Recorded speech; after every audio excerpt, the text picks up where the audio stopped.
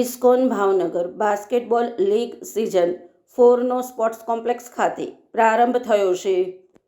ભારતીય basketball selection કમિટીના અધ્યક્ષ શ્રી શક્તિસિંહ ગોહિલના અધ્યક્ષસ્થાને યોજાયેલ ટુર્નામેન્ટના ઉદ્ઘાટન પ્રસંગે આંતરરાષ્ટ્રીય ખેલાડીઓ અને ટુર્નામેન્ટ સ્પોન્સરો અતિથિ વિશેષ પદે ઉપસ્થિત રહ્યા હતા.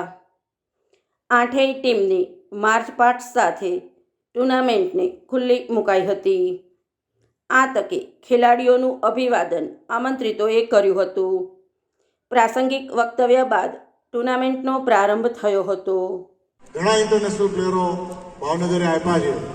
ભૂતકાળમાં કિરીટ ઓઝાથી લઈને 50 વર્ષ પહેલાંની હિસ્ટ્રી હું કહું છું. 50 વર્ષ પહેલાં પણ ઇન્ટરનેશનલ ખેલાડીઓ ભાવનગરમાં હતા અને ત્યારથી લઈને આજ સુધી લાસ્ટમાં મિરંદ ઇટાલિયા જઈને આવ્યા કે ભાઈ યોગેશ અત્યારે કેમ્પમાં જઈને આવ્યા.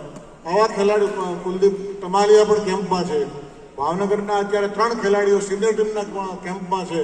એ ઇતિહાસ 50 વર્ષથી ચાલ્યો આવે છે અને હું એવી આશા રાખું કે આવતા 50 વર્ષમાં અહીંથી વધારે સારા ખેલાડીઓ જાય ઇન્ટરનેશનલ લેવલે અને દેશનું નામ રોશન કરે, ત્યાં સારું રમીને દેશનું નામ રોશન કરે એવા ખેલાડીઓ આપણે જોઈએ છીએ.